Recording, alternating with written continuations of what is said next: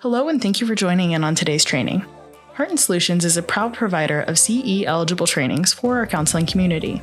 This training may be eligible for continuing education credit hours through either the National Board for Certified Counselors, provider number 7376, or the Association of Play Therapy, provider number 21-645. To obtain CE hours for today's training, be sure to follow the steps in the description below to find and take your quiz. Welcome to another training with UNITA Training. I am Dr. Colleen Grote, and I am the Vice President of our Therapy Department at Heart & Solutions. I want to start by thanking all of you for joining us today for this training on writing WPATH letters of support for gender-affirming care. Therapists can play a vital role supporting the medical transition of their transgender and gender non-conforming clients. Clients may need a letter of support or what is known as a WPATH letter from therapists as a part of their medical transition process. But they often face barriers in finding mental health providers who are knowledgeable about this process. This training aims to equip Iowa-based mental health providers with current information and increased confidence in supporting trans clients with letters of support. I am honored today to be able to introduce you to our guest trainer, Em Harsch. Em uses she, they pronouns and is an LMSW mental health therapist with Heart & Solutions. Em became a therapist after working in LGBTQ+ college student services for 6 years and learning about the gap in access to inclusive therapy for marginalized communities. Em got their MSW from the University of Denver and worked in Colorado, specializing in gender-affirming mental health care for youth before returning to their home state of Iowa to support the community here. Passionate about increased access to healthcare, Em also serves on the board of directors as a community advisor and support for the Unity Point LGBTQ clinic in Cedar Falls. As a telehealth therapist seeing clients across the state of Iowa, Em operates from a systems and person-centered framework and supports clients on issues ranging from identity affirmation, religious trauma, neurodivergence, racial trauma, and coping with everyday life stressors. Throughout this training today, participants will have an opportunity to learn about current policy issues affecting transgender and gender non-conforming Iowans, as well as be able to identify their roles in supporting a client's transition and learn about the components necessary to write a WPATH aligned letter of support for their trans and gender non-conforming clients. We have so much wonderful information for you today. And once again, thank you, Em, for being here today to share your knowledge with this group. Yeah. Welcome, everyone. Thank you so much for being here today, especially given the social and political climate that we are doing this training in, and knowing that we need more inclusive therapists who are here to support our trans and gender nonconforming community. So from the bottom of my heart, thank you so much for being here, and for joining this community of therapists doing this work. For today, kind of the overview for what I would like to make sure that we do, I'll give a little bit of an introduction into this topic and dispel some myths that are out there about gender-affirming care in Iowa. We'll talk about trans rights in Iowa, what is the context around the work that we are doing, and we'll talk about WPATH guidelines. And if that term is new to you, that's totally okay. We will go into exactly what that means and what WPATH is. We'll talk about gender dysphoria and the diagnosis that we are responsible for providing, and also specifically talk about letters of support as well and how to write them. So I'll break that down in hopefully a pretty step-by-step manner for everyone. So to get started, thinking about Trans 101, I really love this resource that has been compiled by Trans Student Education Resources. It's the Gender Unicorn. So rather than thinking about let's check the box for M, let's check the box for F, let's think about binary versions of gender. It breaks it out into more of a spectrum identity. So thinking about to what degree do you identify your gender along the terms of being a woman, a man, or other genders? To what degree do you identify your gender expression along the lines of femininity, masculinity, androgyny, or other forms of expression? It also talks about sex assigned at birth outside of the binary, recognizing that intersex people do exist. So it's as common to be intersex as it is to be a natural redhead, which is about 1.5% of the population. So noticing already from the beginning, we don't want to take for granted that what a doctor assigns you at birth or through a sonogram is actually fully representative of your biological sex. And it also breaks apart attraction into this dual model of attraction for thinking about to what degree do you experience physical attraction at all? And is it dependent on gender of the other person, as well as emotional attraction in that regards? So I really like this model and I use it pretty frequently with my clients to explore and understand these nuances. I would recommend it as a tool for all of you as well. And while today is not intended to go into all of the nuances of these categories, I did want to talk about some of the terms that might be presenting in your therapy space using this trans umbrella. So thinking about transgender as an umbrella term that encompasses a whole lot of people. Not everyone who is transitioning identifies with the term transgender. But that is a term that you will see pretty commonly in your work that you're doing for gender diversity. And so under that trans umbrella is the binary, thinking about binary means two, bi is two. So under that, man and woman, as well as non-binary, so not identifying in that binary model of gender. And terms you might be coming across in your therapy space include being genderqueer, gender fluid, bigender, agender, demi-boy, demi-girl, neutra, and way more. So asking your clients what these terms mean to them and getting to know what that means to them is really, really, really important. For some shorthand, a term that I tend to use to encompass this entire community is trans and gender nonconforming, or TGNC. And I got a question. Can we get a download of the slides? Yes, you will get slides after the training as well. Perfect. And I'm also happy to be here for consult. If, again, today is not intended to be a Trans 101 kind of training to go into these nuances, but if you're struggling and you need some consult, feel free to reach out and I'd be happy to work with you on deepening your understanding. Yeah. I also think it's important as we're thinking about supporting gender nonconforming folks and trans folks to think about this in a global perspective. The terms transgender, gender nonconforming really originate within the context of United States and European models of gender. And this is not the default across the world and across cultures. In fact, it wasn't even the default setting in the United States. And so this is a map of global world gender customs that's hosted by PBS. And it's a list of some of the gender identities and social roles that exist across the world that do not fall neatly into that male, female, cisgender, and straight model of gender that we tend to kind of see as what is perpetuated as a default setting for all humans. My research shows that there's probably close to 300 to 400 different social roles that have originated in cultures across the world that represent what we would in the US fall under the gender nonconforming umbrella, but also just important to think about when we are supporting our trans clients, when we're supporting gender nonconforming clients, we should also be mindful that some of our terminology might not always represent clients from all backgrounds in cultural and world perspectives. I think some information about just generally who are we talking about, how many people are we talking about is also important to know. So this information is from the UCLA School of Law, the Williams Institute, which is one of the primary researchers for LGBTQ demographic information.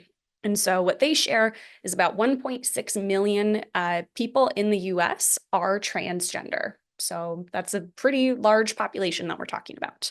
Out of that, about 1.3 million are adults and about 300,000 are youth. So that breaks into about 0.5% of US adults being transgender.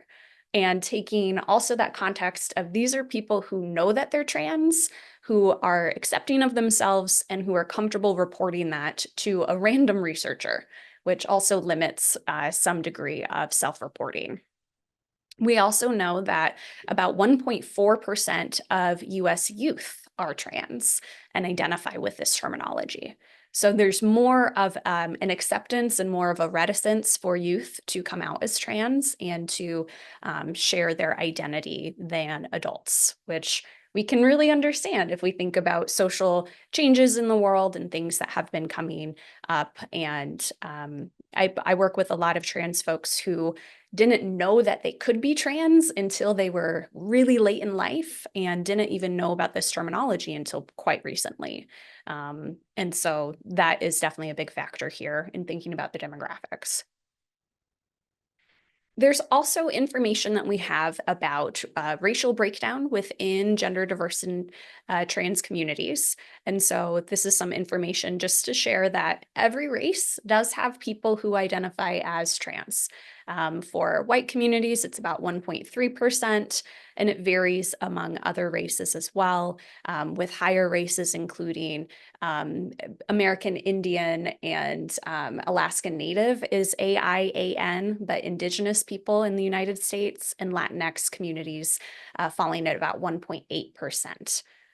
Specifically, also, we have information from the Williams Institute about Iowa. So we know that based on the Williams Institute data, probably close to about 0.29% of adult Iowans are trans, and a little over 1% of children, of teenagers in Iowa are transgender. So just some information just to think about. Trans folks are everywhere. I mean, I see trans folks all day long and have many, many people in my life who identify within this community and who also need our support. And so thinking about how do we want to better prepare ourselves to support our community members is really important. I want to also introduce some terminology that's going to be really important for key understandings today. So one of the terms is transition. So this word is an umbrella term for any steps that a transgender or gender nonconforming person may take to affirm their gender identity and reduce gender dysphoria. There's no one way to transition. Everyone's transition is going to look completely differently than the next person. There are no required steps that someone has to take in order to be taken seriously as a trans person. It's also offensive and inaccurate to ask about someone's sex change or to ask someone about the surgery. And to think about this language, I'd encourage you to think about specifically, what do you actually need to ask someone about their transition? What information are you needing? And if you are asking about surgery, let's consider why. Why are we asking about surgery, especially in a mental health context? And if we are talking about surgery, which ones? Because there are so many gender affirming surgeries that do exist. And also important to question, how does this question about surgery actually benefit the client? It might very well be relevant to the work that we are doing if we need information, for instance, to write a letter so that they can get gender affirming surgery. But a big question that I'd encourage you to think about in general when we are working with trans folks, would you require a cisgender or a non-transgender person to answer this question in order for you to believe their gender? If you're asking a trans client, are you really sure about your gender? I'd encourage you to challenge yourself. If someone had been assigned that gender at birth, would you believe them? If you are cisgender yourself, to consider, how did you learn about your gender? And what does that feel like to you if you are cisgender, to know that you are your gender? And to think about supporting trans folks in that way too. So a couple more things about terminology that are important to think about are types of transition. So a person's transition might include social transition. So think about the social context in which someone is affirming their gender. That could include changing their name, changing their pronouns, thinking about gendered language that may or may not feel affirming to them. That also could include their presentation. How do they present themselves related to their gender in social settings, with their hair, with their clothing, with how they style themselves? Social transition also might include vocal therapy. So going to a speech pathologist or a language specialist to be able to change how your voice sounds and to practice through vocal coaching. That is definitely becoming more of a practice in Iowa, and there's a lot more speech pathologists who specialize in trans-affirming vocal therapy, which is really awesome to see. Social transition also might include coming out, the process of letting people know about your gender, letting them know about your name, letting them know about what's happening in your life. Social transition also can include mental health therapy. I specialize in this area and work with trans folks who are looking for gender affirming mental health care. And I'd encourage you, if you're a therapist, to also provide gender affirming mental health care. It's really fulfilling work, and it's really life-saving work as well. And social transition can also include spiritual ceremony. I've worked with several pastors and reverends who provide spiritual support for trans folks who are trying to navigate, how do I align my faith with my gender? And thankfully, there are a lot of affirming religious environments in the state of Iowa as well that can be supportive of those who are seeking to align their gender affirmation process with their faith formation process. There's also medical transition, which is a big thing that we are going to be focused on today. So the two main things that you will probably be working with are hormonal therapy and surgery. So hormone therapy, including the terminology of HRT, hormone replacement therapy, are terms that you will probably come across. And these are thinking about feminizing or masculinizing hormones, getting access to sex hormones that can make your appearance appear more feminine or masculine. So this is thinking about estradiol, estrogen, or more of the testosterone side with the masculinizing hormones. For youth, youth can also get on something called puberty blockers. So from ages of youngest I have seen is 7 with some earlier onset puberty up until about 16. It's common for youth to get on puberty blockers to pause the onset of puberty, the onset of their natal sex hormones from developing so that they do not have to have a natal sex puberty experience. So for instance, for a transgender boy who is assigned female at birth, might be really uncomfortable with the idea of developing breasts. And so it would be really helpful for him to have access to puberty blockers so that he doesn't have to go through that puberty experience. And then when he turns 16 or in conjunction with his doctors, they might decide to put him on masculinizing hormones so that he can have a male puberty experience. Adults go under hormone therapy pretty frequently, all the time. In the state of Iowa, adults can get hormonal therapy, but youth cannot. And I'll talk a little bit more about that in a minute too. Other forms of medical transition include surgery. So a kind of umbrella terms that you might hear are top surgery and bottom surgery. So top referring to things that are happening on your torso, the top of your body. That can include breast augmentation, mastectomies. Does someone want breasts? Does someone want to remove breasts? And bottom surgery, including things like the creation of a vagina, creation of a vulva, creation of a penis or a more traditionally male genitalia. That also can include removal of internal reproductive organs through a hysterectomy, removal of uterus, orchiectomy, removal of testicles, and a lot more. Surgery can also include facial feminization and masculinization surgery. So the surgical altering of your face to appear more feminine or masculine. Tracheal shave, so shaving the Adam's apple, which also can align with vocal cord surgery because the size of our vocal cords and the position of them impacts how our voice sounds. And there's so much more that can exist. So again, when we're talking about having the surgery, which one? There's so many. There's dozens that could be considered under the umbrella of gender-affirming surgery. And so if you have a client who wants to talk about a surgery, make sure that you are understanding what kind of surgery they're experiencing and not making those assumptions. Medical transition can also include laser hair removal, electrolysis, which it is hard in Iowa to find gender-affirming laser hair removal technicians. So please, if you know of any, let us know because that's definitely a big need in the state of Iowa. Laser hair removal is sometimes also required before getting access to some of these surgeries. And then also under the terminology of transition includes legal transition. So thinking about how often our name and our gender is included in the medical or in the legal system. So for instance, we have legal gender markers that vary on a state by state level, as well as on a country level as well, federal level. Legal transition can also include name changes as well. So this process is pretty long, and there's a really handy document that's a guide to changing your gender markers and your name changes.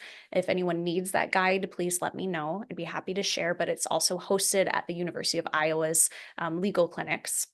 And those legal transitions could include updating your driver's license, your birth certificate, your insurance information, your bank, school records, immigration records, credit card records, your mortgage, your marriage license.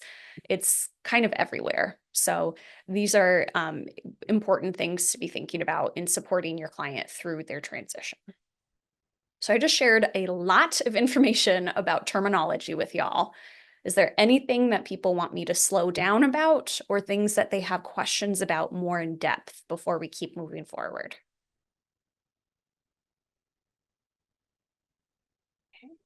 And if anything pops up, feel free to let me know too. I know we're sharing a lot of information and some of this might be pretty new to folks. So if it's new to you, please reach out because we would love for you to join this community of inclusive therapists and support you in supporting your clients. Okay. Now I am going to ask for some audience participation in this next one. If you have your keyboard ready to think about sharing some information about myths or facts. So myth or fact, what do you think? Letters of support from mental health therapists can be required for transgender clients to get access to medical transitions like hormone therapy or surgery. What do you think? Is this a myth or a fact? Okay, seeing lots of answers coming through, lots of people saying fact, and that's correct. So this is kind of a strange thing in medical procedures, the fact that a therapist has to be involved in a patient's medical experience. So it is a fact. Some medical providers do ask their patients for letters of support from therapists, mental health therapists, before prescribing hormones. Some do not require letters for hormones, but for surgery, so if someone wants top surgery, bottom surgery, that surgery typically requires 2 letters from different therapists. So let's say I'm working with a client and they've got on hormones and I provided a letter for that and they're ready to get top surgery. I would provide a letter for that, but I would also need to find another inclusive therapist who is prepared to write a letter and refer that client to that therapist. And hopefully that therapist gives that letter right away instead of making them wait a really long time so that they can get access to their surgery. Okay, next one, myth or fact. You have to have special certifications or training to write letters of support for a client's medical transition. And let's assume you already have your therapist license. What do you think? Do you have to have specialized certifications? Do you have to be a confirmed gender therapist? Yeah. Yep. So in the chat, I saw myth, which is correct. So any master's level or above therapist can provide letters of support for your client's transition. You don't need to be specially certified. You don't need to have letters behind your name to be qualified to do this. If you already have those letters of you are a therapist and you can assess for mental health, you're already qualified. You just need to know what to write, which is the purpose of today. Okay, how about this one, myth or fact? Writing a letter of support for my transgender client means I am responsible for deciding if they can medically transition. What do we think of this one? Are we responsible for a client's choice to transition? I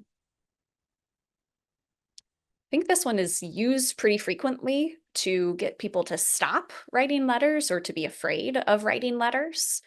And really, this is a myth. We are not prescribers. I would love to provide hormone therapy to clients. I am not licensed to be able to do that. I can't. I would love to be able to, well, actually, personally, I'm too squeamish, so I wouldn't be a surgeon, but if I could, I would. But a client's medical transition is going to be decided on by the client in consultation with their doctor. Our letters are not making medical choices for a client. We are not licensed to make someone's medical choice unless we are a medical provider. We're mental health providers. And so that kind of recognition of what lane we're in is really important to think about.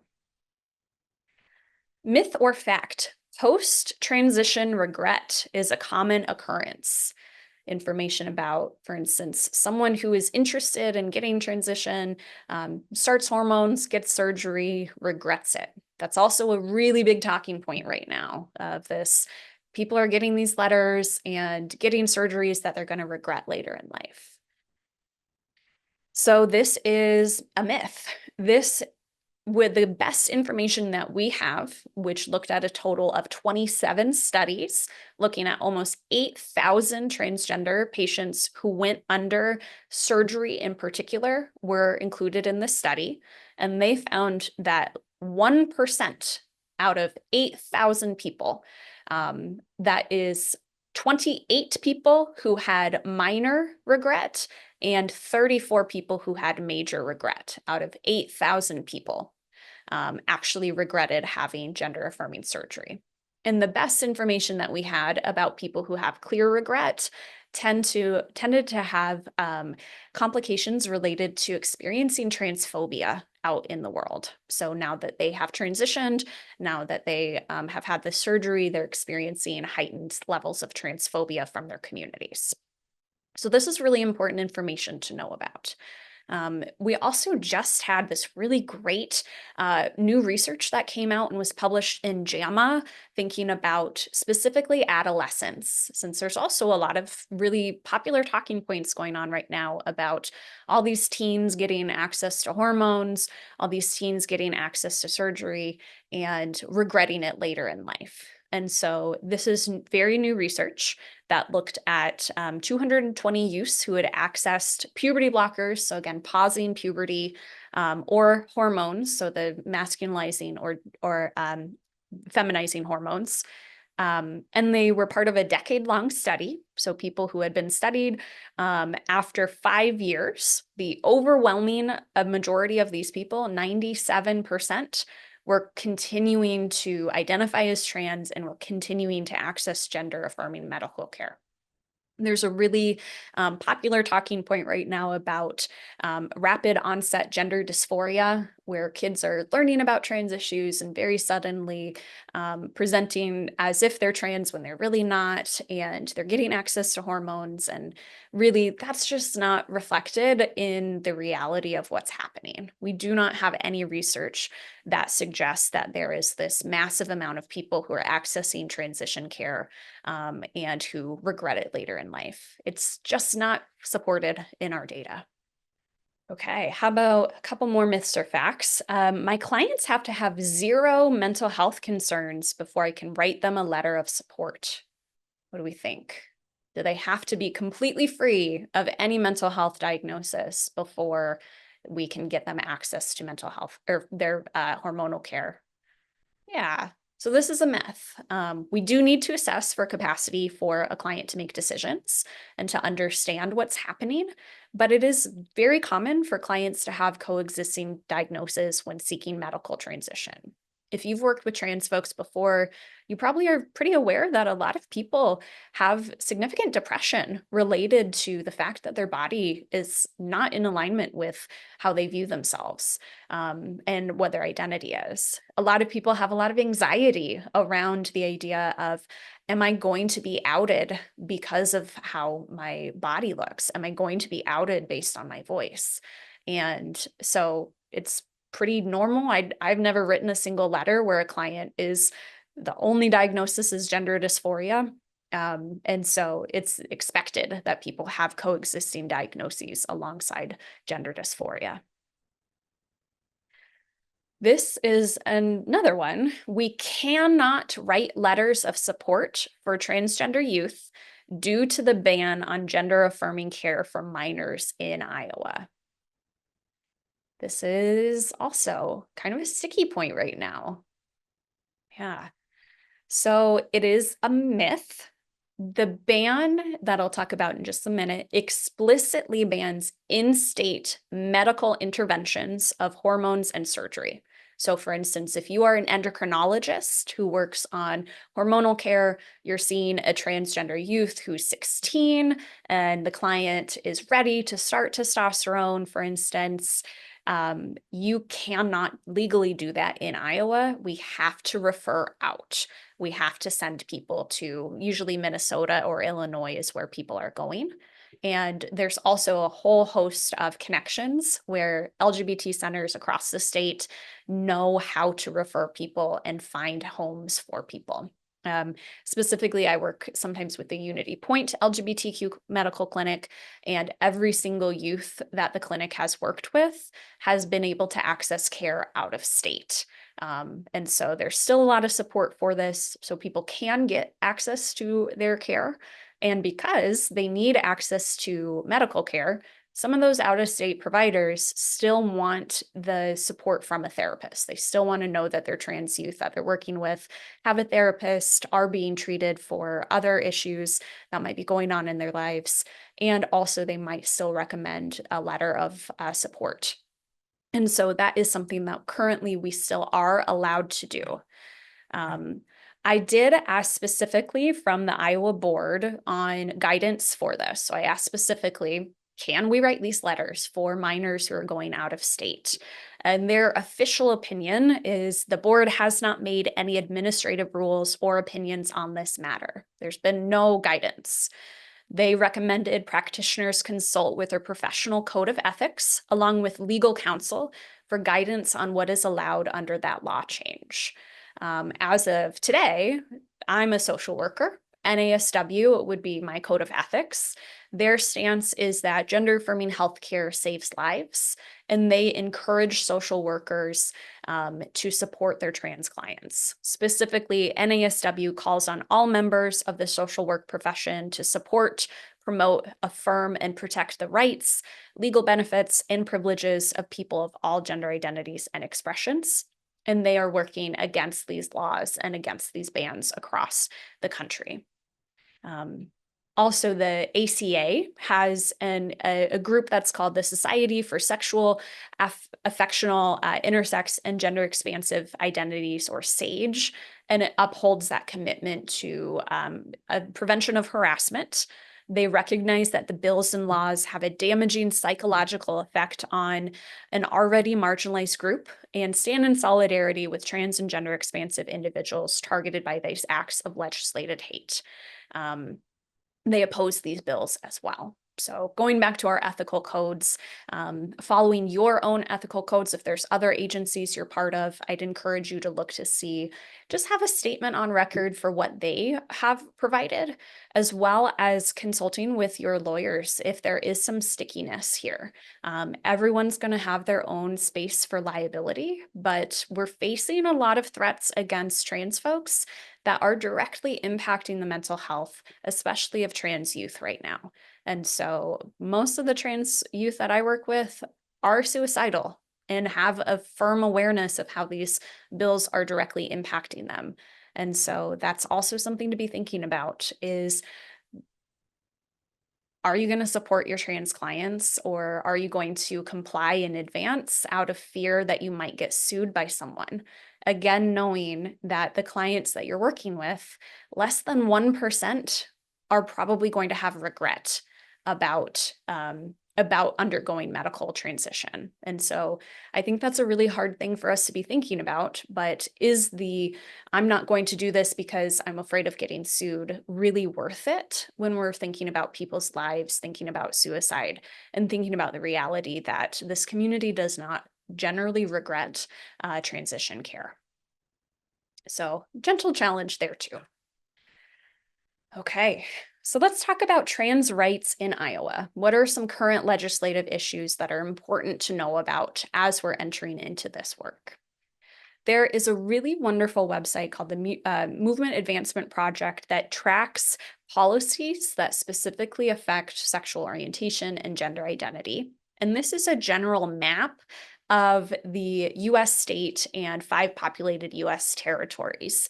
And they tally, in general, what kind of support policies exist, what kind of anti-support policies exist, and what are potential experiences of non-discrimination across the country.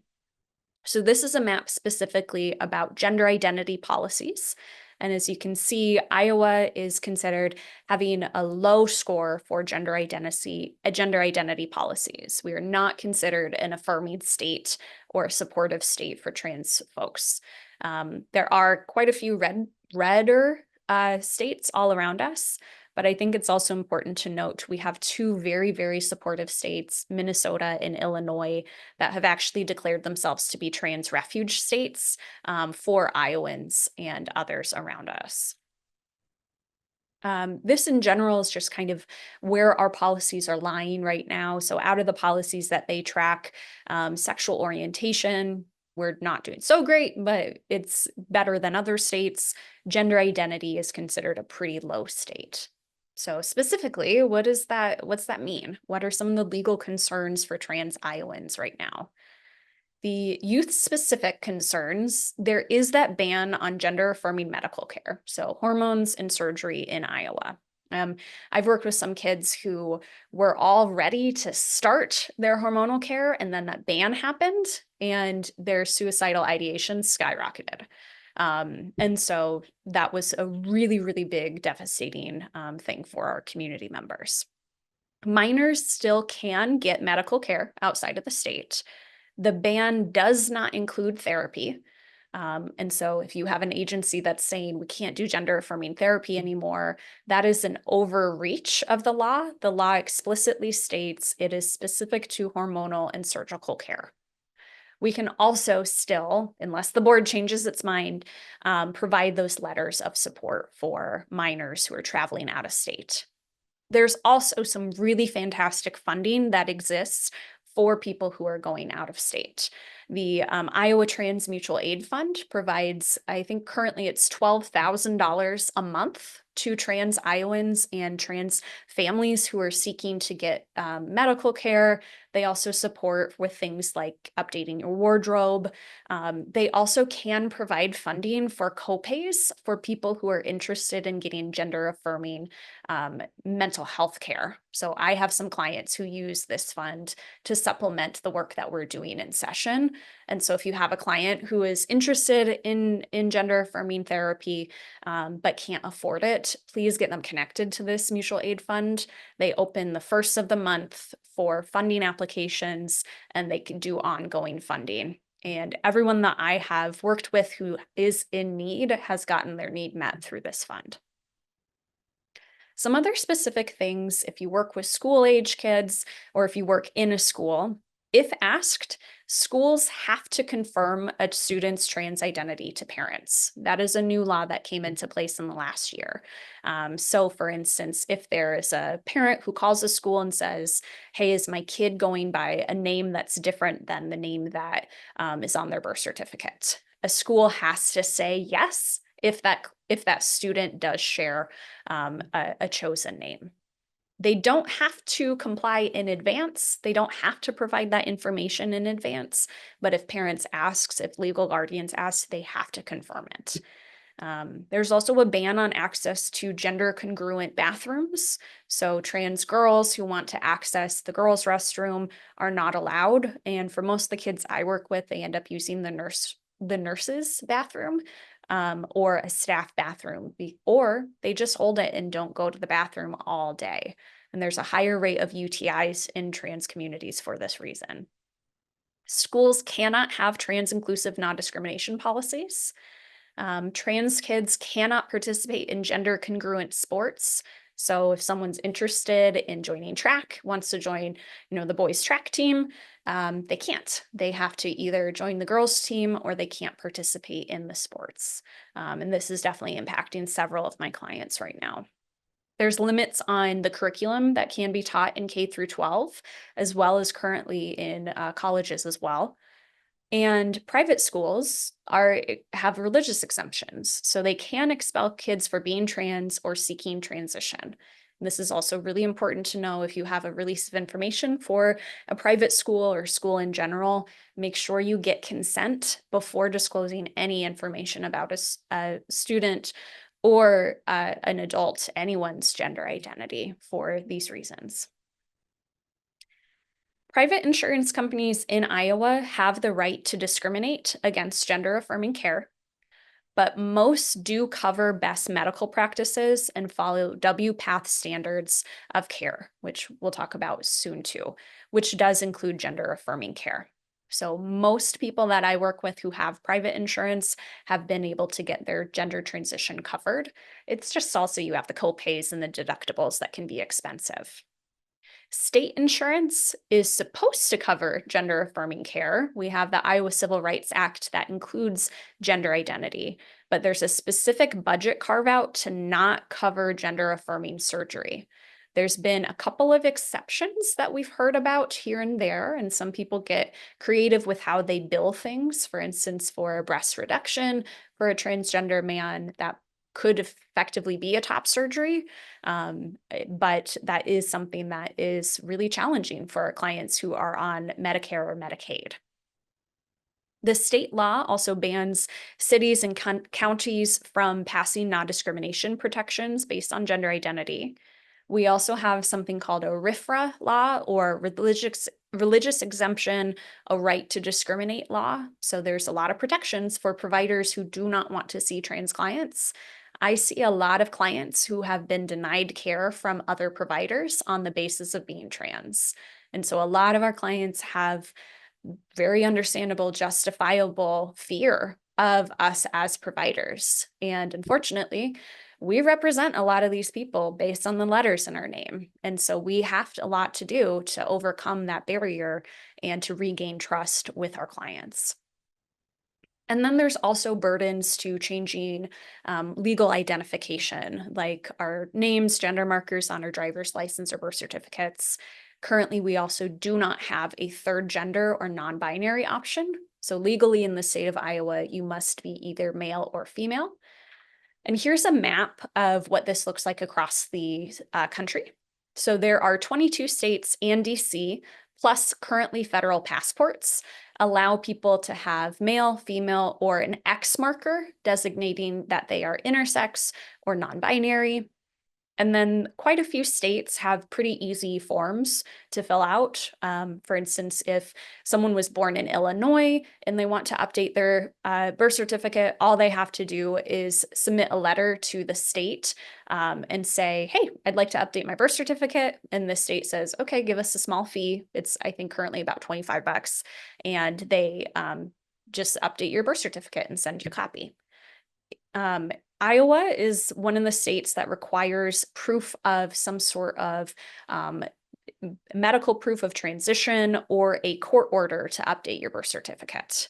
And then there's also states, Texas, Kansas, Tennessee, and Florida, that do not allow for updating gender marker.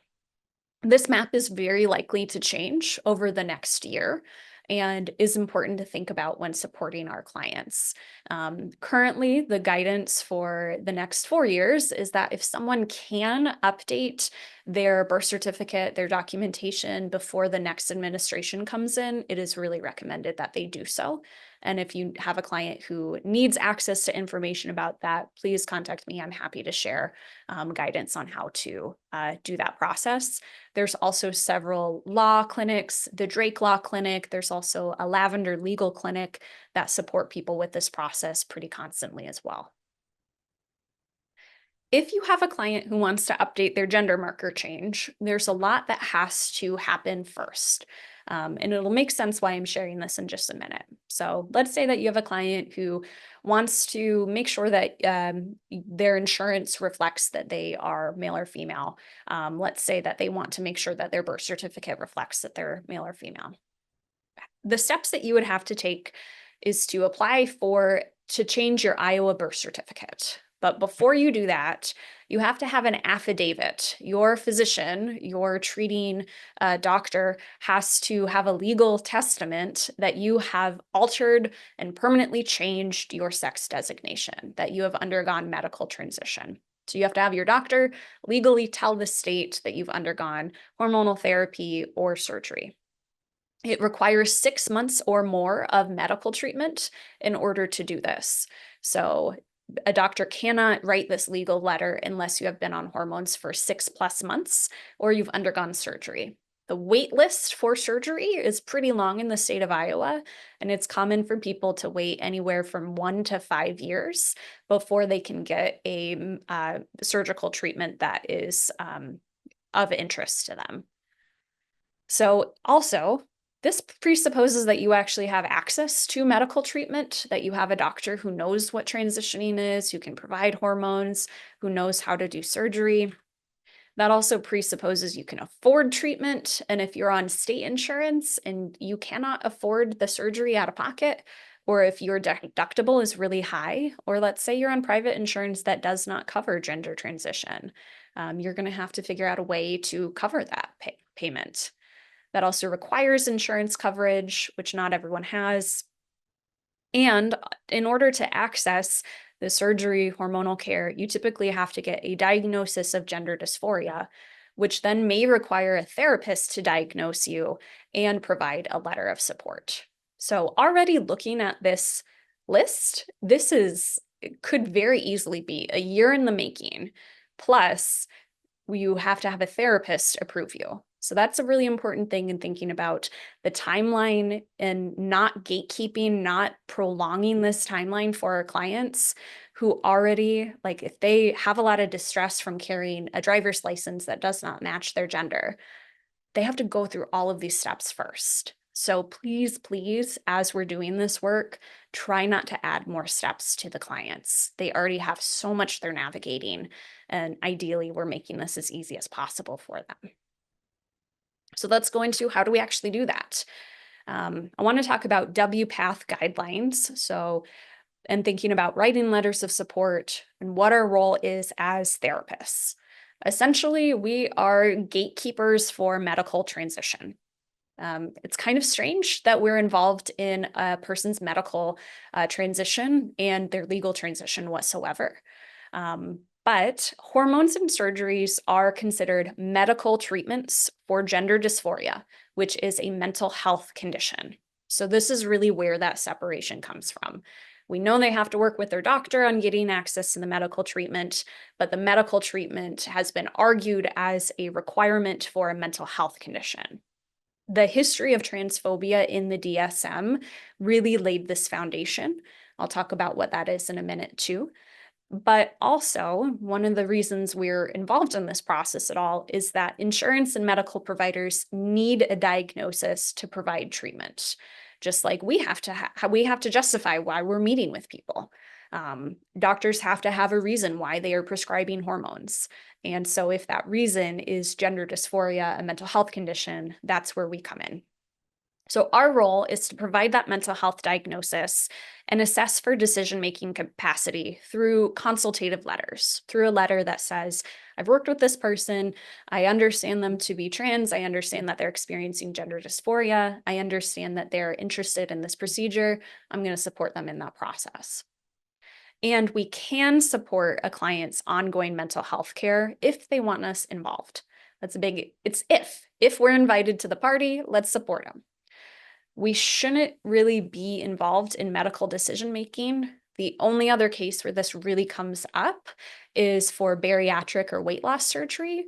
And even that field is working away from requiring a mental health assessment before getting access to medical care. A lot of providers, medical providers, a lot of medical providers also are completely fine with doing this assessment on their own and operating under informed consent model where they believe their clients. Patient walks through the door and says, I'm trans, I'm interested in hormonal care. And they'll say, great, let me work with you on this. Similar to how they would of, hey, you're saying you're presenting with strep throat. Let's do an assessment and let's make sure that we can just get that going for you. Believing our patients, believing our clients is a pretty informative part of our work in general.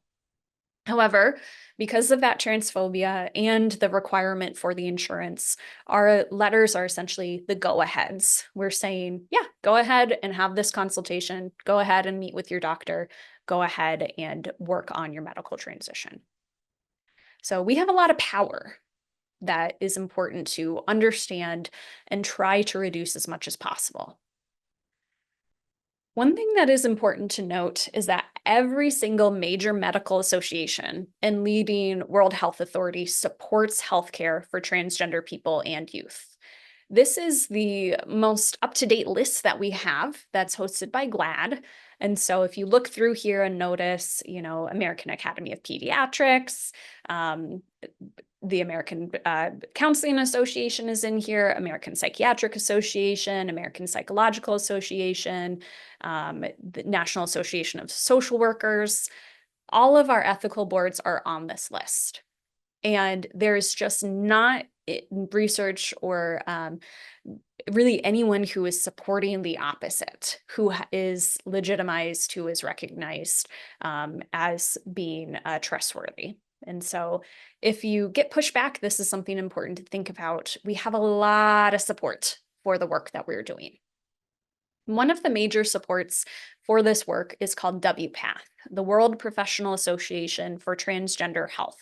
This is the leading trans health organization in the world. They work internationally and are the kind of go-aheads, the people who are doing the work, doing the research, doing the advocacy, doing the education to make sure that we are supporting trans people in the most ethical way. So they set the standards of care, or SOC is the acronym you'll see, for transgender health.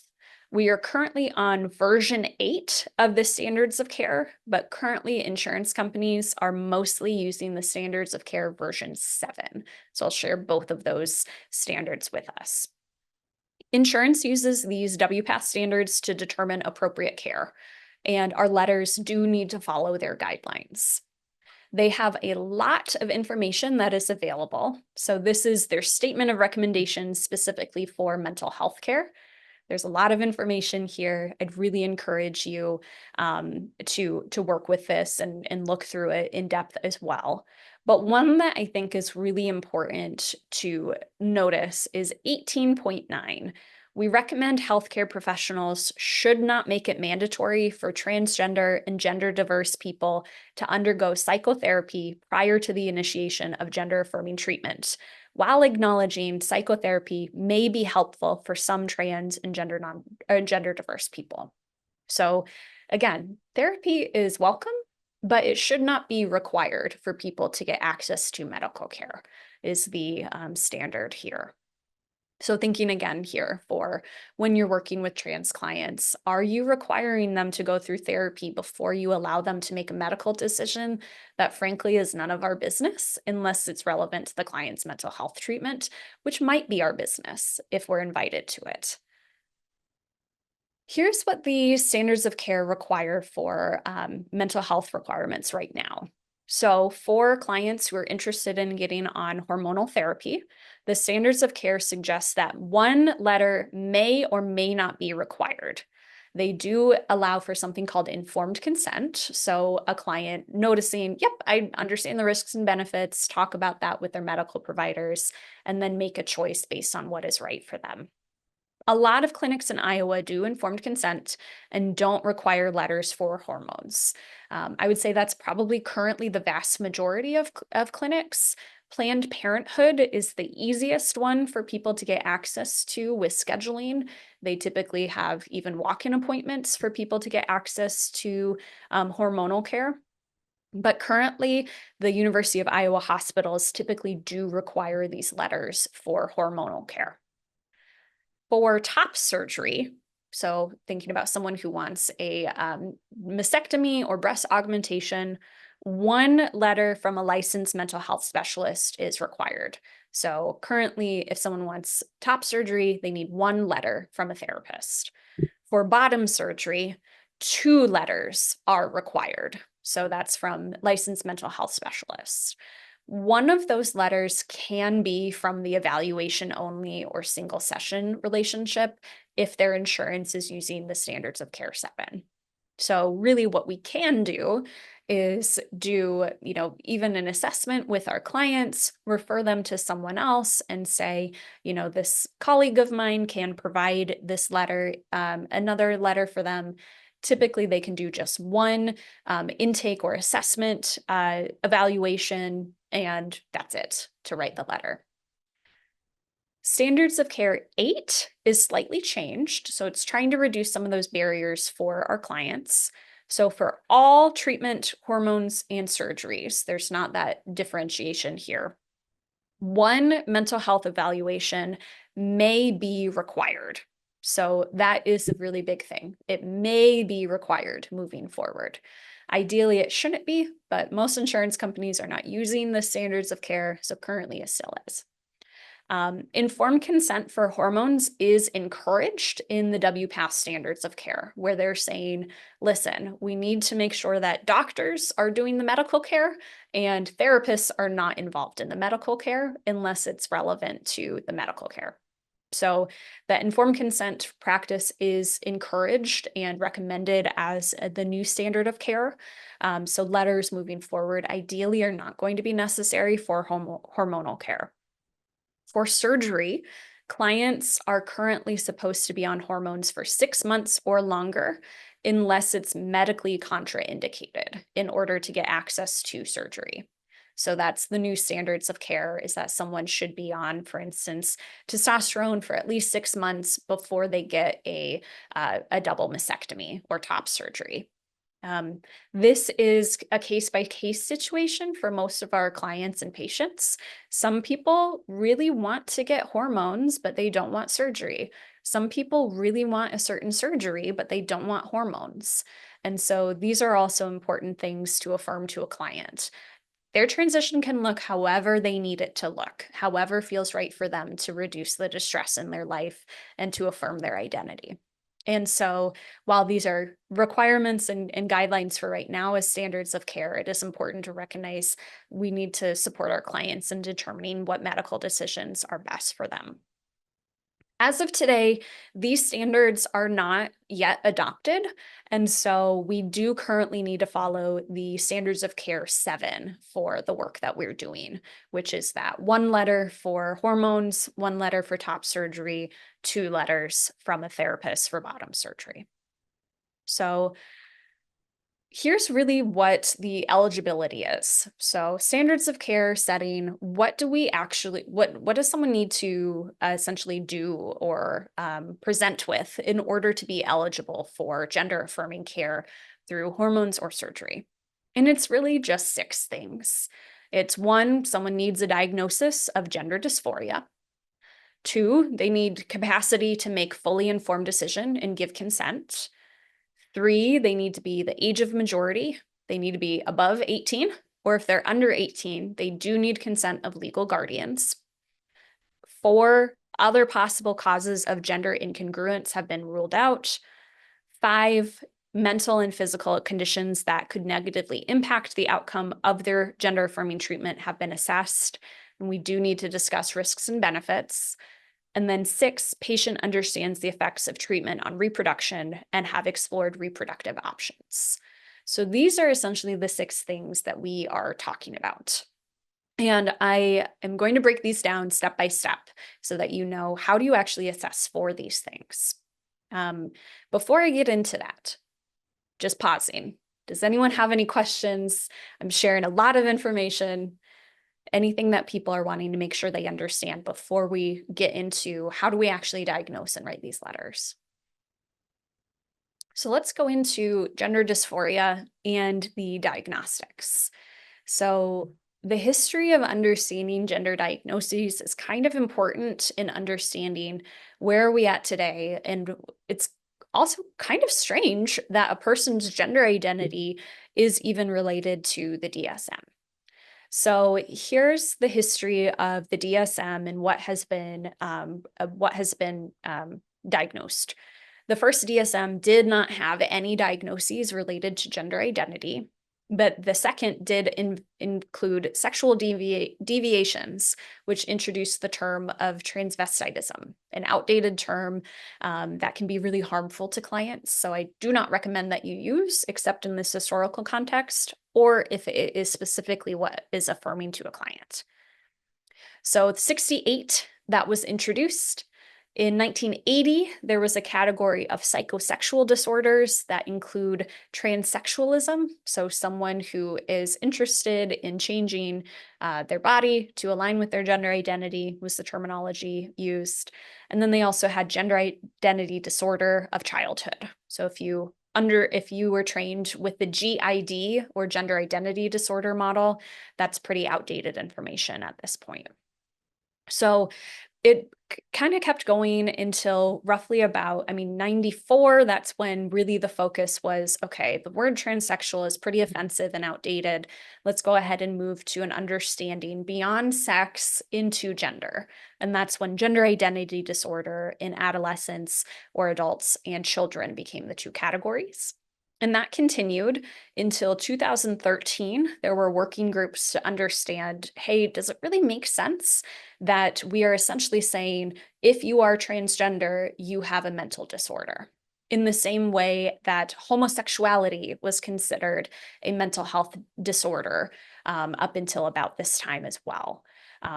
And so this moving away from, ooh, this is really transphobic to say that because you are trans, you are inherently mentally ill.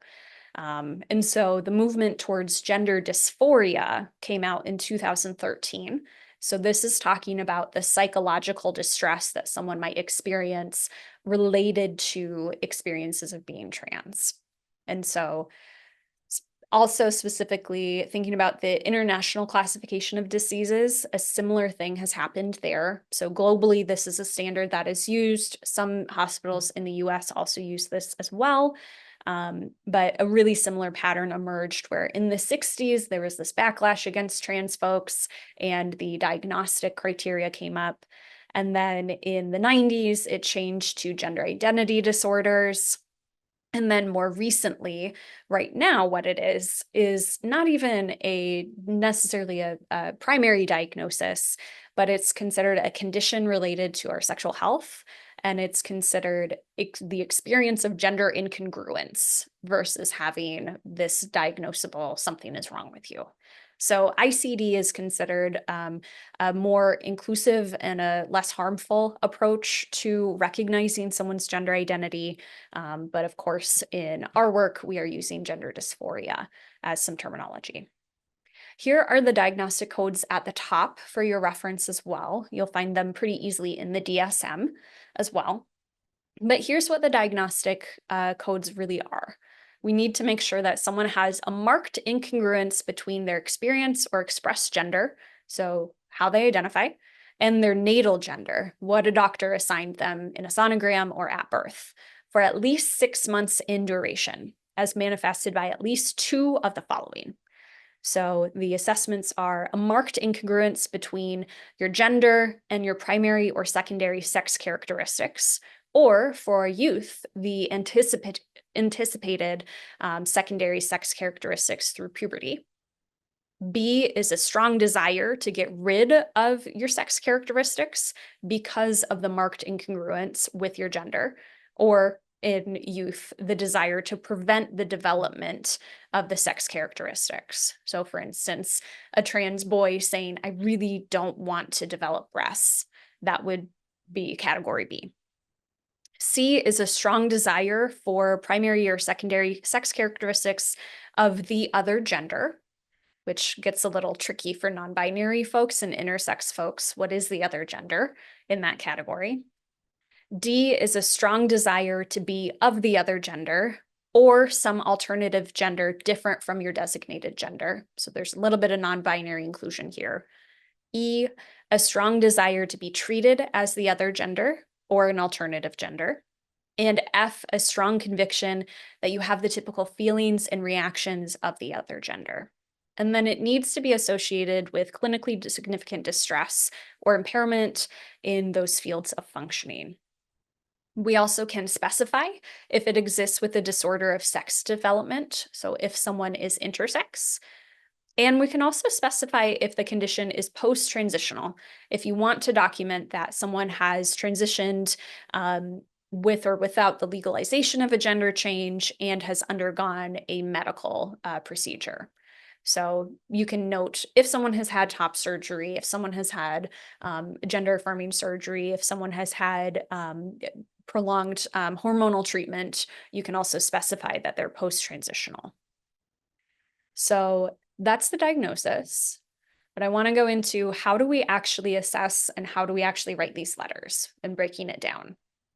With the reminder, we are gatekeepers in this process, and it's complicated. It's a long process that's been rife with transphobia. That legacy of transphobia in the DSM, of insurance companies being involved in the fight against trans people, in these bans on trans-affirming healthcare. It's a system we're engaging with that is contextualized with transphobia. So thinking about that, our job is to reduce transphobia whenever possible for our clients, to not cause additional mental health distress to them. Noting your clients have experienced a lot of distress, research, and personal exploration to get a meeting with you. Most of my clients specifically have researched a therapist who they know is going to be gender affirming and specifically request me because they know that I can work with trans clients and I want to work with trans clients. So if they're meeting with you, it's probably for a reason. They know, they have an inkling that you probably be a safe person. And if you can also give that information so it helps their research, I'd encourage you to update your listings and profiles to reflect that too. Important to remember, we cannot determine if someone is transgender. That is up to an individual person. Just like if any of you told me that my gender was suddenly something different, no, I'm not going to accept that. My gender is my gender. It's up to me to determine. We're also not determining if they're a viable candidate for medical procedures. Again, I don't know if someone necessarily, if their what their blood levels are. I don't do any of the medical testing. If I could, I would, but I do not know how to do that. So we are not doing the medical part of this. Their doctor is. We also need to remember to trust our clients. They know a lot more about their gender transition than we do. And also trust our clinical judgment. We can do this. We can do this. It sounds scary, and I know there's a lot of kind of fear-mongering around this process, but it's a pretty easy process to do. And once you do it the first time, you're going to think, why was I so stressed about this? This doesn't make any sense. It's a pretty easy process to do. So again, these are the requirements that we have. These are the things that we are essentially documenting and assessing for in our letter. So I want to go into specifically each of these categories, starting with diagnosis of gender dysphoria. Let's break it down step by step. Diagnosis part A, and remember, people only need 2 of these things. They need to have a marked incongruence between their expressed gender, their gender identity, and their sex assigned at birth. So, for instance, hearing, I don't like having X, Y, or Z body part, or my voice being so low makes me dysphoric, or even I am a man if they were assigned female at birth. Those all count. That's all really important information that that meets this criteria. The next one is thinking about that strong desire to be rid of their secondary or primary sex characteristics because of their gender identity. So the topics here could be, I wish I didn't have boobs. I spend so much time shaving my facial hair because it makes me feel ugly. These are really important information pieces that count towards this diagnostic criteria. There's also a strong desire for the primary or secondary sex characteristics of another gender. So, a trans man saying, I see other guys with their shirts off at the pool, and I'm so jealous of them. Or someone saying, I can't wait to see what I look like on hormones. I'm excited for a transition. All of that indicates this strong desire.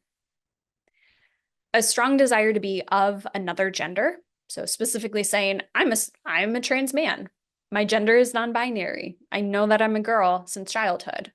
These are pretty clear declarations that someone meets this criteria. The next categories are a strong desire to be treated as the other gender. So someone saying, hey, here's my name, here's my pronouns, please use these in our session. That meets the criteria. People saying, I love it when people call me sir at the store. Speaking about gender-affirming language, that is also indicating that strong desire. And also, thinking about when the desire to not be mistreated also counts towards this. I couldn't stay living with my parents because they wouldn't accept my gender. They couldn't accept that I'm trans. And then the last category here, a strong conviction that one has typical feelings and reactions of another gender. So for instance, growing up, there were always signs. I never liked what other girls liked, or I always fantasized about hanging out with the boys, or, it just kind of made sense looking back when people say there were a lot of signs in my childhood and I just never noticed it, or my parents didn't notice it. And then we also need to assess if it's associated with clinically significant distress or impairment. So a couple things to think about here for distress.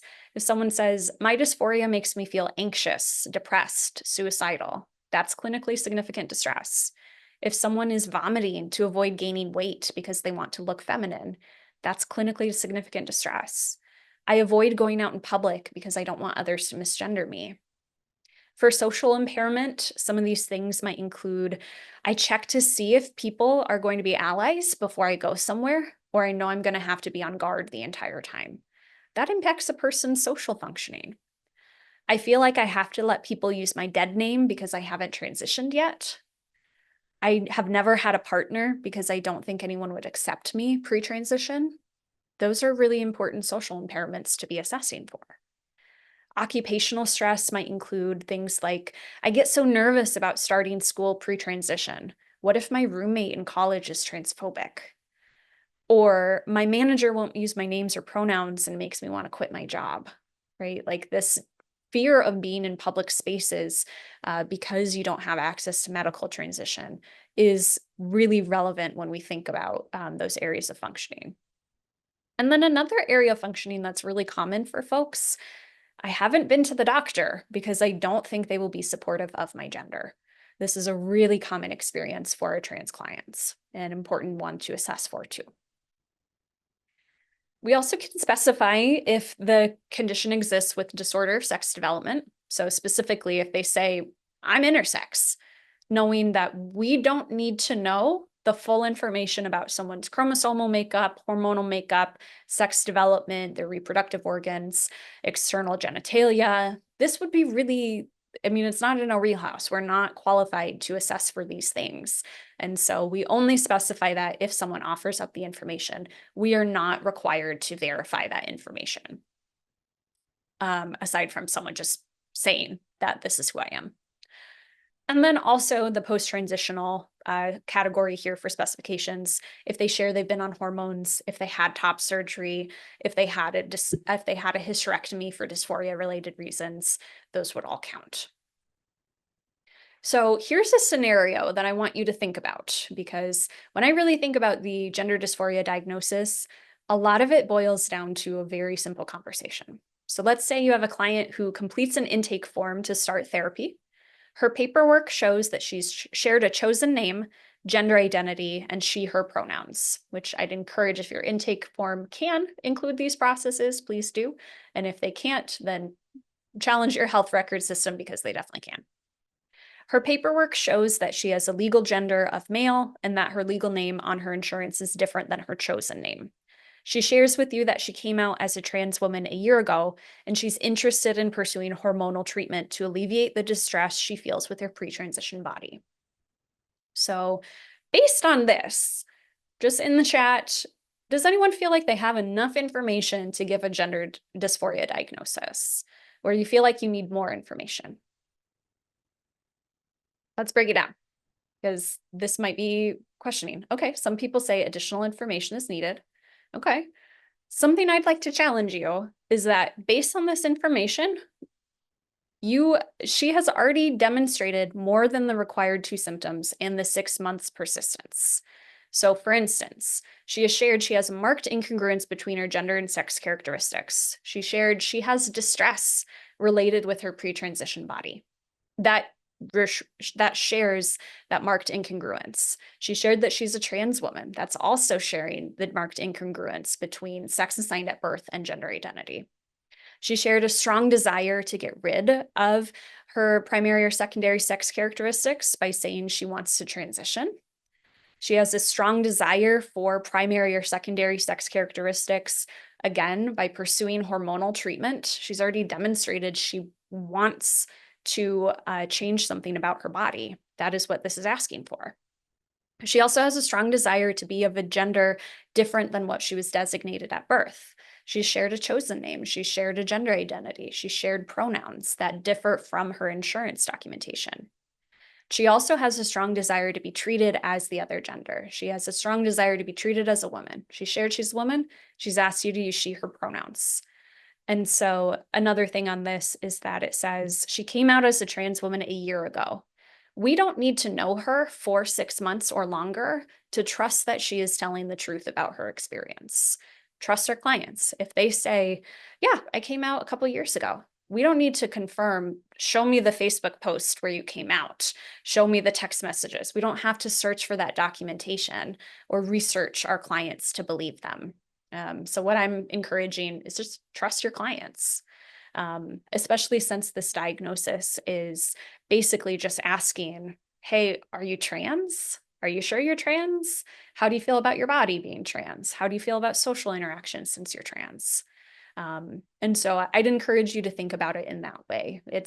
We don't need to know a ton of information, and most of the information that we need for this diagnosis, just like we would for other diagnoses, we'd be asking our client to self-report and document what they share. That's our job. And if there's some concern with that, I'll get into that in a minute, but that's also something for us to navigate to. The next category we have to think about is capacity to make a fully informed decision and give consent. How would we do this? How do we know that someone is capable of giving consent? So I'd encourage you to think about how do you know that this client is consenting to meeting with you? We have to get consent for someone to meet with us. We have all this documentation. People have to fill out all these forms in order to meet with us. So I challenge you to think about, how do you assess for a person's capacity and consent? How do you assess for it with other clients? How did they consent to therapy? Some questions to think about: are they oriented, right? Do they know who they are? Do they know, where their location is? Do they know the place? Do they know today's time and date? Do they know why they're here? Asking those questions, tell me what brings you here today, really helps to understand, are they oriented? Do they seem to be able to give consent? And of course, if there's question marks there about someone really dissociating or not being present moment, that's something that, using our clinical judgment, we would also make sure that we get them the support that they might need in that moment too. And it would be pretty unethical to continue with any sort of a therapeutic process if we don't know if a client is safe and oriented to the environment. We'd be thinking about a completely different situation than assessing if they're ready to get on hormones. Other things to ask, do they actually understand what they're seeking? So asking, what's your process been like so far? What steps have you taken? Who have you met with? What kind of doctors are you interested? Where do you think you would go? If they say, yeah, I'm really excited. I've been researching this for a long time. I'm pretty sure I'm going to go to this doctor because I've heard good things about them and I have a friend who's gone to them. Okay, they've done a lot of research. They clearly can demonstrate that capacity to make these choices. You could also ask about what medical transition options they're interested in pursuing. How do they think that they will affect them? We also should be asking about risks and benefits and just asking clients, tell me about the questions and concerns you have. How do you think you would navigate these concerns? What questions do you want to make sure you ask your doctor? Again, we are not, their doctor also has to talk about risks and benefits, and they will have these conversations. More likely than not, you're going to have a client who comes to you and says, here's some things I'm kind of concerned about. Can we talk about aggression? Can we talk about how it might feel, to have bottom growth, for instance? Can we talk about how it might feel to go through puberty? Those are things that sometimes clients are bringing forward to us. We can also ask about risks for things like if they're going through a surgery, what's your recovery plan? How are you going to handle complications? And it is our job to also assess for risks. If someone doesn't have a recovery plan, first of all, their surgeon is not going to allow them to have that surgery, but we should also be asking that question for their mental health as well. Benefits, this is a really beautiful part of the conversation, asking what hopes do you have for your transition? Tell me what you're excited about. And also assessing for the reality that gender transition in a medical sense is considered a medically necessary procedure based on the understanding that it reduces suicidal risk for trans clients. We can also ask, how do you think transitioning is going to impact your mental health? For a lot of my clients, getting on hormones is essentially all that they need for suicide prevention. A lot of folks, their depression rates, anxiety rates go down after starting hormonal care. And then also, how do we assess for their informed consent or informed decision? We ask them, do you feel like you have enough information to make an informed choice about this treatment? And if they say no, then okay, let's pause. Let's get you more information. What questions do you have? What resources have you already sought? And also, let's consult with your doctor. Let's get more information from your doctor. And the doctors are not going to move forward with this process unless someone feels comfortable moving forward with it. So again, thinking about what is our lane? Are we here for mental health support? Are we here for medical support? We're here for mental health support. So let's stay in that lane for informed choice and consent. Age of majority, how do we assess that someone is age of majority? Well, what's their birth date? Yes, that's a yes or no question. Are they 18? If they're under 18, we need to think about, are their legal guardians consenting to this treatment? So again, that's a yes or no. Legal guardians should be present for intakes for minors, so we should ask. And then also we can ask we should be asking if other legal guardians are consenting to this process as well, and documenting that similarly how you would documenting consent for any other process. Are the parents consenting to this kid being in mental health care? Are they consenting to this conversation? And including them in that as well. We just need to ask and document that they have that support. And if they don't, then we can talk to the parents and say, hey, listen, I'd love to give this letter, but I need to make sure that we have this consent before moving forward. If there's, joint decision making with custody navigation situations, that's also something for us to keep in mind. And we already are keeping in mind if we're working for minors. So using those same processes we would if we have questions about consent to therapy. It's also important to note medical providers also have to gather this consent too. A parent can withdraw consent at any time, a legal guardian can, just like they would for therapy. And so we can use the strategies that we already use in that situation if we're concerned for clients, offering that psychoeducation, offering a consult, offering resources, but also respecting that consent and autonomy if there is something that is not accessible for that client. Other things to think about are other possible causes of gender incongruence. And so I challenge you to think about the context here, that your clients are coming to you after they've experienced a really long internal exploration. And I'd encourage you to trust your clients that they know themselves a lot better than you know them. Our evaluations are not expected to be exhaustive. It is not expected, required, or even recommended to do a full psychological assessment. Again, think about these letters of support are on their way out because they're already considered unnecessary medical burdens. So let's try not to add more medical burden when it is not clinically indicated to do so. And again, listening to your clients. Let's try to avoid unnecessary questioning. Questions that are relevant to this case are really important, but use your clinical judgment. So, for instance, is this client oriented? Are they expressing themselves to be trans and expressing that they're seeking medical transition? And listening to yourself. Do you have concerns about their narrative? Is something not making sense in whatever they are presenting to you about why they're there and why they're seeking medical transition?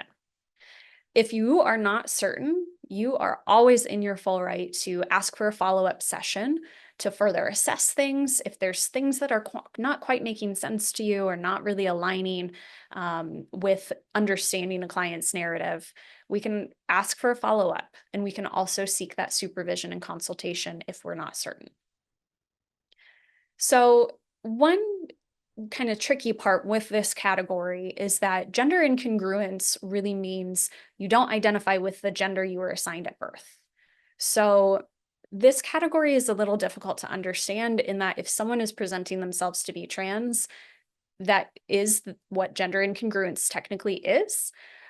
And we also don't have current research validating concerns that there are other explanations for the reason a person might be presenting themselves as trans and presenting themselves as wanting to pursue medical transition. The DSM does suggest differential diagnosis for a few different categories, so non-conformity to gender roles. You might have someone who is coming to you and trying to navigate, I'm not sure if I'm trans or if I'm, exploring my sexuality or if I am just, not if I'm exploring my gender expression. And you might have people who are saying, I'm uncomfortable with how women are expected to present. And maybe I'm a cisgender woman who presents more masculine, but I'd like support in navigating that. That's a really important part of gender affirming care too. If someone is cis and wanting to explore their gender expression, we also need to make space for that. And that sometimes is not through the lens of gender dysphoria. There's also differential diagnosis recommended for transvestic disorder. That gets really complicated too, because it's rooted in this history of some pretty extreme transphobia, but listen to your clients. If they're presenting to you, I'm not transgender, this is not my gender identity, but I just like to dress in the term of cross-dressing is still sometimes used. And so listening to your clients. It might not be that they're transgender. It might be that they genuinely enjoy cross-dressing, and that's okay too. We also need to differentiate for body dysmorphic disorder. So do we believe that a client has genuine expressions of body dysmorphia, or is it more likely that it is explained by gender dysphoria? Knowing that people can have both. The DSM also suggests for differentiating with autism spectrum disorder. And this is a complicated thing because there's a lot of ableism and anti-autistic kind of beliefs that are underpinning this in the idea that autistic people who express a desire for transitioning might just have a special interest is the kind of argument that is typically pursued here. But also the information that we know in research is that there's an increased comorbidity for people to be both autistic and experience gender dysphoria. It's a specialty area of mine. I work with a lot of folks in the neurodivergence and diverse kind of Venn diagram there. So this is something to be really mindful of. I know a lot of providers refuse to give gender-affirming letters to autistic trans folks, and that creates a lot of barriers, and we just don't have any research that indicates that autistic people are less trans or less deserving of medical care than non-autistic people. We also have that suggestion for differentiating between schizophrenia and other psychotic disorders, which again, I challenge you to think about logistically. If they're coming to you, if they're sharing that they've done all of this research, they presented in their gender for 6+ months, it's been consistent, they seem to be oriented, they got through the informed consent process, they're meeting with you, and you haven't had any concerns about schizophrenia or potential concerns with psychosis, then that's a pretty unlikely situation to consider. You would probably have a lot of other indicators for things like schizophrenia and other delusions as well. With the note too that I have worked with trans clients who are also schizophrenic, just like cisgender clients can also have schizophrenia. People across all gender identities can experience psychosis and delusions. And so checking yourself, is it more likely that the schizophrenia explains the gender incongruence, or is it more likely that the gender dysphoria explains the gender incongruence? And then there might be other clinical presentations just to assess for too. I've really only had one client who came to the realization that they felt like their gender presentation was more in line with a sexual trauma than it was their gender identity.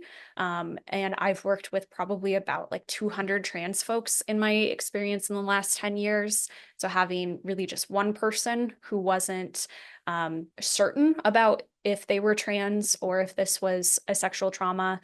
Other people have other anecdotal information too, but we just don't have the research to indicate this is a widespread concern for diagnosis. The American Psychiatric Association indicates there are no studies saying that psychiatric illness causes gender dysphoria as a consistent condition over time, although delusions or unstable personality characteristics may manifest as intermittent thoughts or feelings of gender incongruity. They also provide that trans and gender nonconforming people can have other psychiatric disorders just as anyone else that is not related to their gender variance. So I'd encourage you, our medical establishments, our code of ethics encourage us, don't perpetuate further transphobia in assessments. The DSM is pretty clear. We just need to follow it. There's also this information about making sure that other mental health concerns are reasonably controlled and or treated. So this context, again, really matters. We don't have to do a full psychological assessment. And gender dysphoria, as a reminder, is a mental health diagnosis with a medical treatment. It is expected that they have mental health distress. It is literally what we are assessing for, is that they have a mental health condition that is being treated through their gender transition. So again, here, use your clinical judgment. Ask the client, tell me about your mental health history. What's going on for you today? We can use the GAD, we can use patient health questionnaires, we can use our adult symptom screeners, whatever tools you use for diagnostic criterias to understand what else is going on for someone that they might be needing support with. And then evaluating for the past as well. Do you have any history of suicidal ideation? Do you have any histories of eating disorder concerns? Is there anything that you're concerned about that could come back up in your transition care? Asking about, tell me any concerns you have about your mental health related to your transition.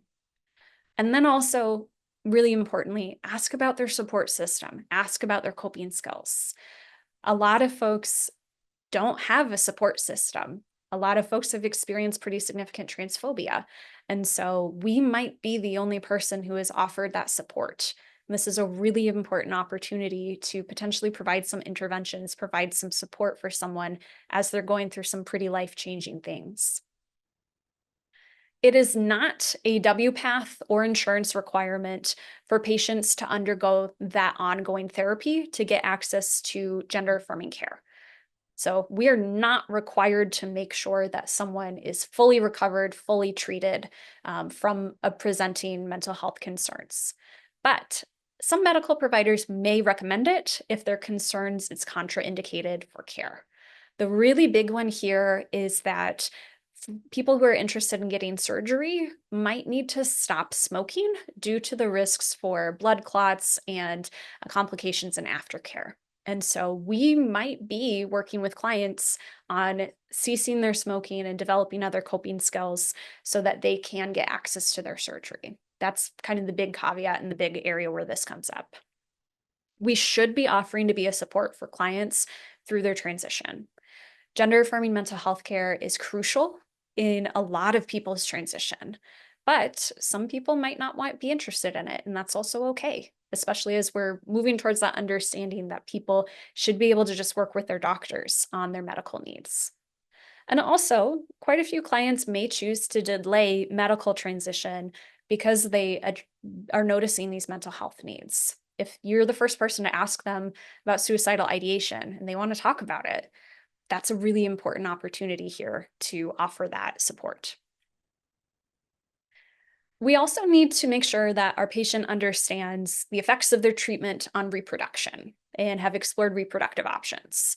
So again, just ask your clients, what do you know about how this will impact your fertility? Are you interested in any fertility preservation options? Do you have questions or concerns for us to address in therapy?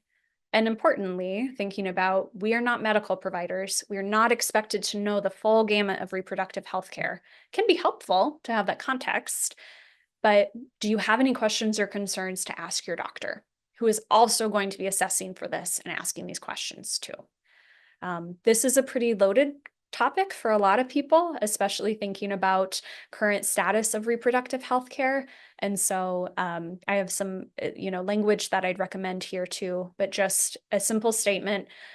Patient understands the effects of treatment on their reproduction and they've explored reproductive options. That's all we're assessing for and all we need to be asking. After you do this assessment, after you ask all these questions to your client, here is the steps that you would take. Please give a timeline to your client for the letter. Let them know how long this is going to last, how long it's going to take for you to write a letter, and make sure that timeline is accurate. I would always overestimate and have the surprise of it being earlier. You would be writing the letter, and I've got a template coming up that you can use. You would be offering the client to read and provide feedback on the letter.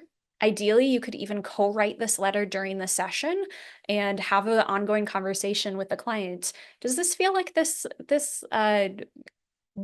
tells your story correctly? Or are there things I'm missing? Are there things you want to share? Are there things you want to explore more deeply? Are there things you want your doctor to make sure you know about you? You would need to make sure that the client also fills out the ROI, release of information, for their medical team, and have that before you fax the letter over to their medical team. This can honestly be the trickiest part, finding the correct fax number, and that is on your client to provide that information to you. But if you have time to do some research and want to pull it up, clients always appreciate it. Really importantly, let your client know when the letter has been faxed. They are waiting pins and needles to be able to schedule their appointment with their doctor. And some of these doctors have really long wait lists. So the sooner you can let them know, go ahead and call your doctor and let them know that you can get in, the sooner they can get on those wait lists and hopefully get through this process faster.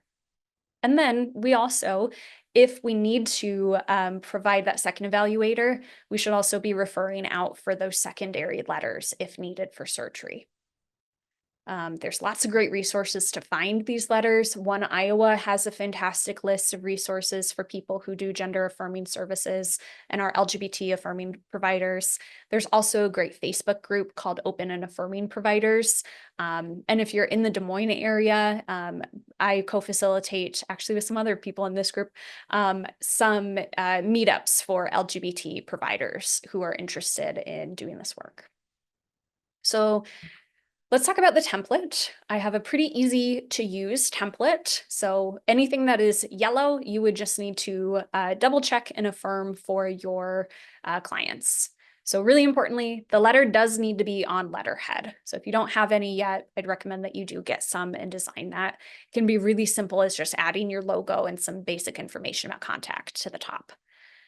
You add the date, you address it to the medical provider, their office, and their address. And you would say regarding your client, I would really recommend that you put their chosen name and then in parentheses, their name on insurance card if it differentiates from the name they use. And then also their date of birth for that patient identification information. You would just say, "Dear Dr. So-and-so, I'm writing on behalf of my client, Joe, who has this birth date and uses these pronouns, who I would like to refer for gender-affirming hormone replacement therapy." And just specify what specific type of treatment. We do need to know specifically if they say, I'm having surgery. Ask them specifically, what type of surgery am I referring you for, to talk to your doctor about. Instead of just top surgery, we need to say double mastectomy. So ask the client, what specific type of procedure are you going to? We write a little bit about our relationship to the client. So this client has been seeing me for therapy since, November 2024.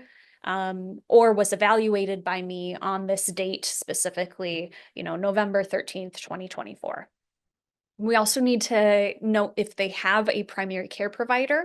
That could also just be the person that you're writing this letter to.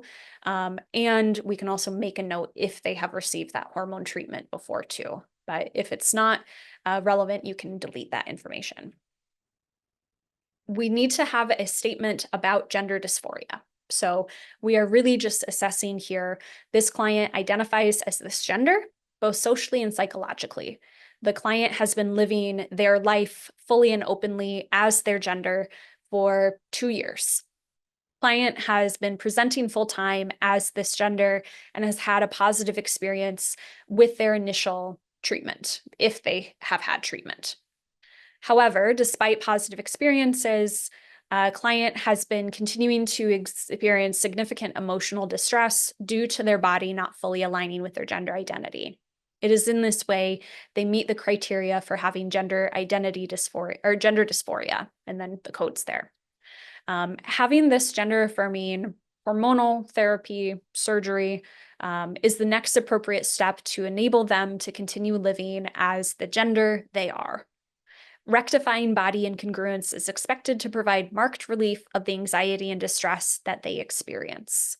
So that's the statement about gender dysphoria. We don't have to go into any more details than that. If your client wants more details, you absolutely can go into details about their history, but this is really all that that's all the documentation we need to have. We also need to go into, again, informed consent, risks and benefits, and their ability to actually understand what's going through. So ideally, we have talked to them and we know that they have demonstrated an understanding of permanence, costs, recovery time, possible complications about this procedure. They are fully capable of making an informed decision about the treatment. They are reasonably expected to follow any treatment recommendations. They have the following social supports in place. So do they have a support team? Do they use coping skills? Do they have an affirming partner? Is their family approving? Do their parents consent? And the recovery plan is X, Y, or Z. So if there's a surgery, mom's going to come stay with them. They're going to stay in this certain area to be closer to their doctor for follow-up visits. I'm going to plan to meet with them after their surgery to follow through about it. They have plans for recovery.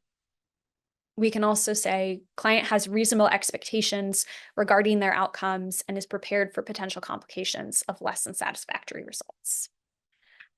And then the last information that we really have to put on here is any statements about their mental health history. So this person has further diagnosed psychiatric or mental health history. They have a history of generalized anxiety disorder.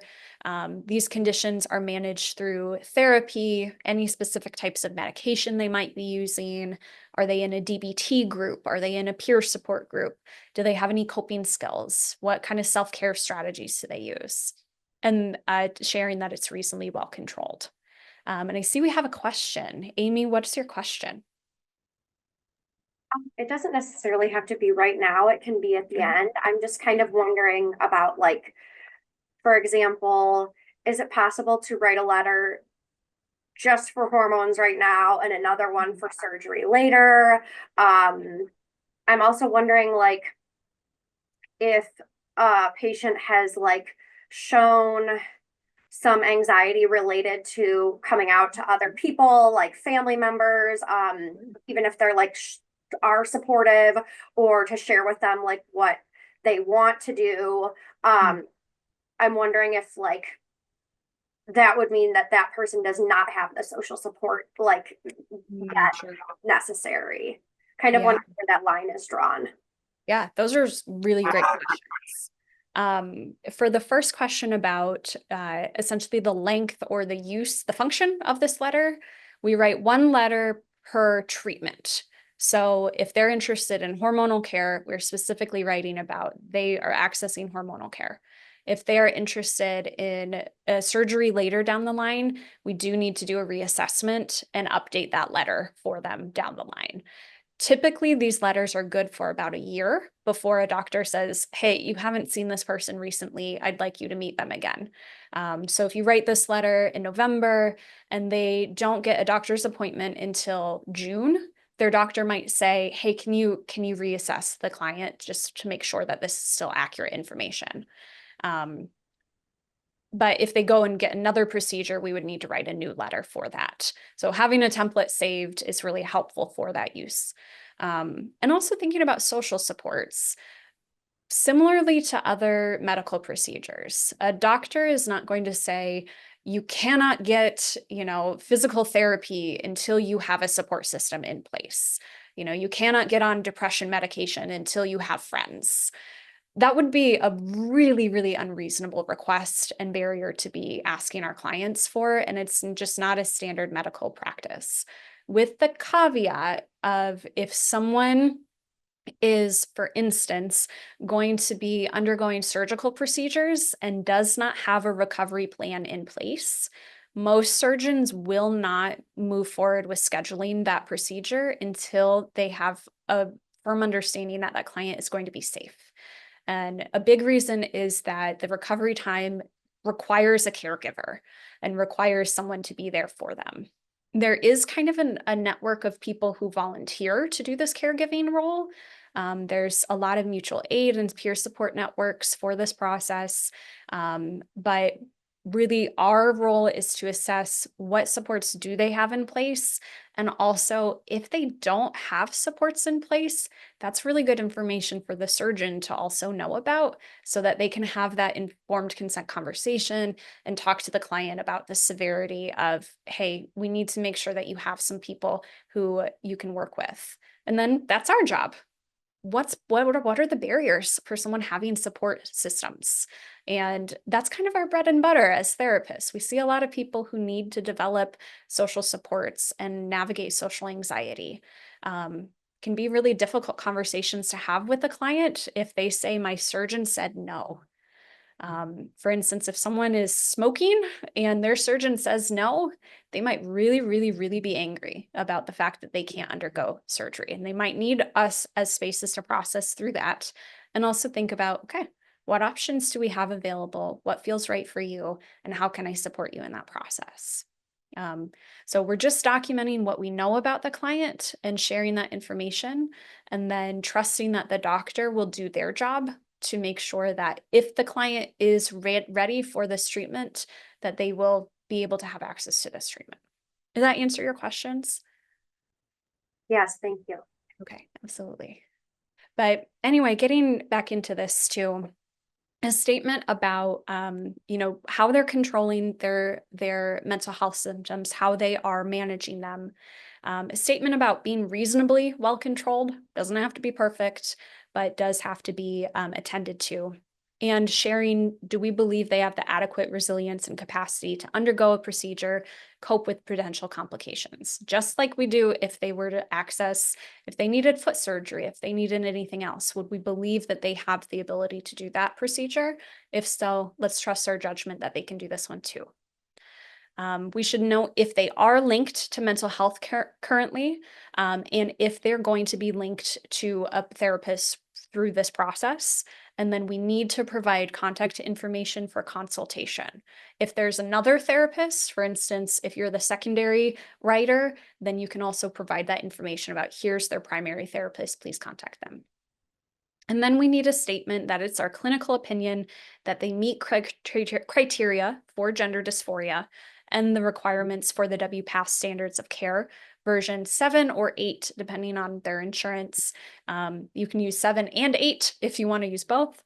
And it is at this time medically necessary for the patient to undergo this treatment type, provided you find them medically able.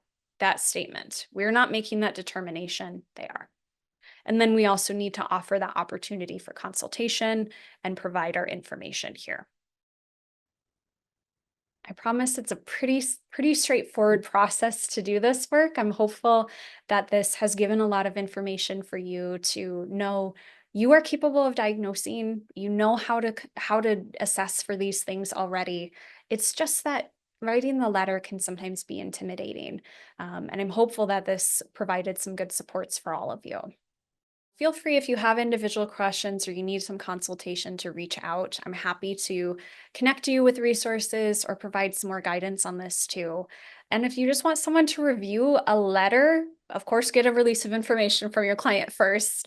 But there is a whole host of people who are very willing to support you in this process. And I'm absolutely happy to be a secondary letter writer. And if you want to be referred into this network too, feel free to reach out. And thank you so much for doing this work and for your ongoing commitment to transgender Iowans and trans mental health care. From the bottom of my heart, I'm so appreciative of this. I know your clients will be too. And please reach out if you need any support moving forward. So thanks, everyone. Thank you for joining in on today's training. We look forward to having you join us again. Heart & Solutions is proud to provide CE-eligible trainings for our counseling community. This training may be eligible for continuing education credit hours through either the National Board for Certified Counselors, provider number 7376, or the Association of Play Therapy, provider number 21-645. To obtain CE hours for today's training, be sure to follow the steps in the description below.